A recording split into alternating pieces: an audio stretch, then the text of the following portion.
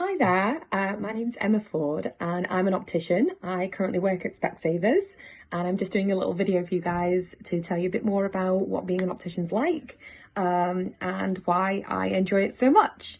So the first thing is I've been asked to talk about what does my job involve in terms of roles and responsibilities. So I feel really lucky to have a really varied and diverse job. One of the things that's really great about it is it's actually quite a combination of both clinical and fashion and kind of lifestyle needs. So every patient that comes into me requires something really quite different. So say, for example, I get a 60-year-old person who, is retired and maybe has eye disease. I have to then figure out what the disease is. Do they need urgent or, non-urgent medical treatment? Who do we refer them to? Who's the most convenient person close to us that supplies their medical care? And I would have to explain everything and, make sure that they understood what they were being referred for and all that kind of thing. On the other hand, I might get a young 30-something or 20-something who, needs glasses and they want something fashion forward. They want something that's going to match their style. And then in that set of circumstances, I'm trying to, understand what they do for fun, what kind of sports they play, would they benefit from contact lenses?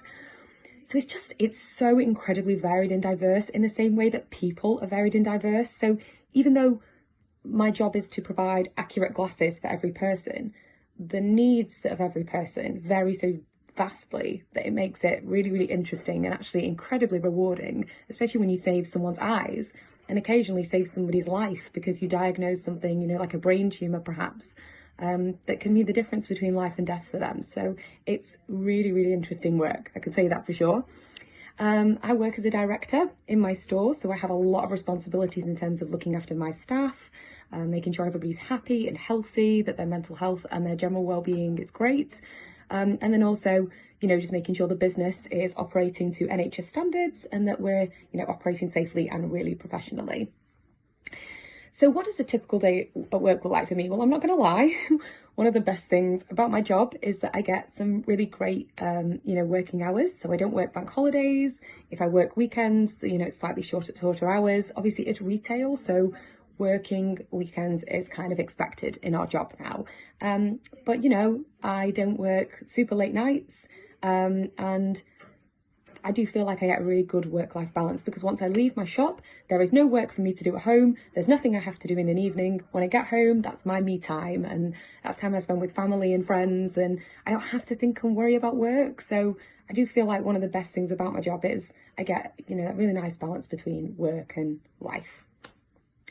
So what skills, knowledge or qualifications would a person need to do my job? Well, there's a couple of options into getting into my job specifically. There's the more traditional academic route, which is the route I personally took, which is that you need to achieve 2 A's and a B at A level in physics, mathematics and biology. And you really need at least 2 of those to get onto any of the university degree courses. The degree course is vocational, so it's going to only train you for that one job and that's it. You have to get a minimum of a 2-2 university degree to continue to actually work. If you get less than that, you're not permitted to work in the sector. So it is, a fairly high academic standard. But if you've got what it takes, if you love science, which I'm incredibly passionate about generally, then go for it. Because like I say, I do think it's incredibly rewarding. And also the degree course is only 3 years. So compared to something like medicine, it is quite accessible in terms of the amount of university fees which are incurred and that kind of thing. There is another route where you can go to a big employer like Specsavers and you can be sponsored and do university sort of long distance and work in practice at the same time. So in order to do that, you would need to first become what's called a dispensing optician. So that's somebody who is really highly qualified in the making and selling of glasses. They have some knowledge of eye health conditions, but it is somewhat limited. And then the next step up would be to train as a contact lens optician. So that's somebody who fits contact lenses for people, but they don't do full eye tests. So they specialise in the front of the eye and they can also do glasses as well.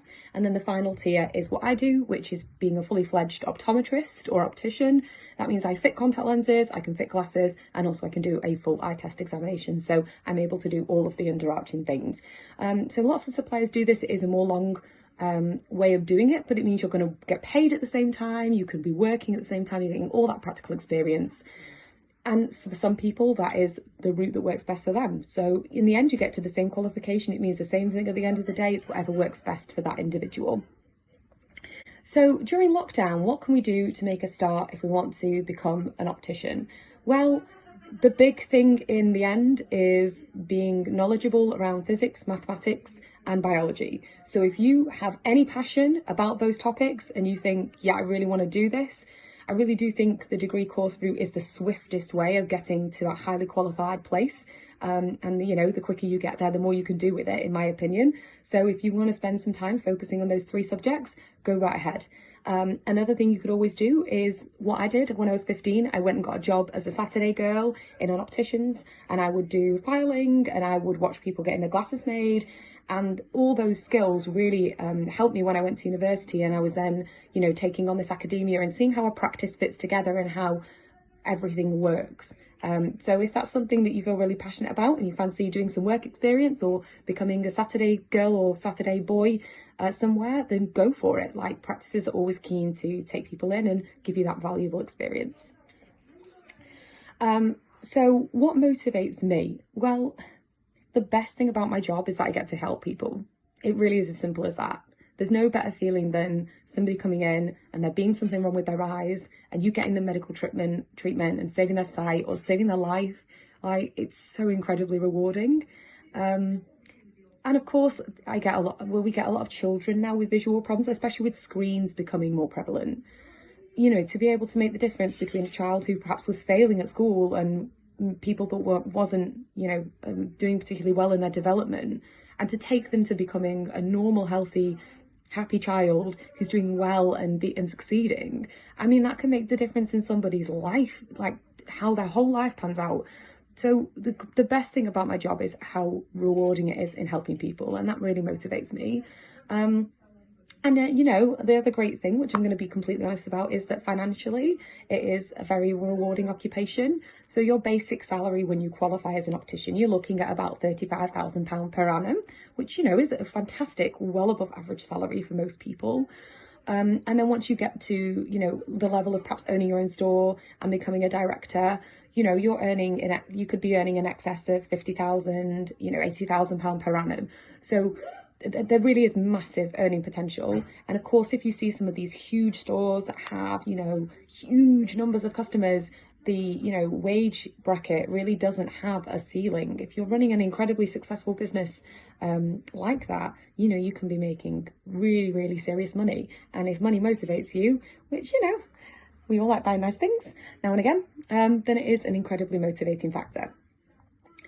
So to all you young people out there, anybody watching this, I know the world is an incredibly uncertain place right now and it can feel really difficult to know which way things are going to go. I'm going to tell you myself that, you know, I'm a business owner and I don't know what things are going to look like, but the best thing that anybody can bring to work, regardless of what you decide to do, is, you know, turning up on time, putting 100% of your effort in, being polite, being kind, being consistent.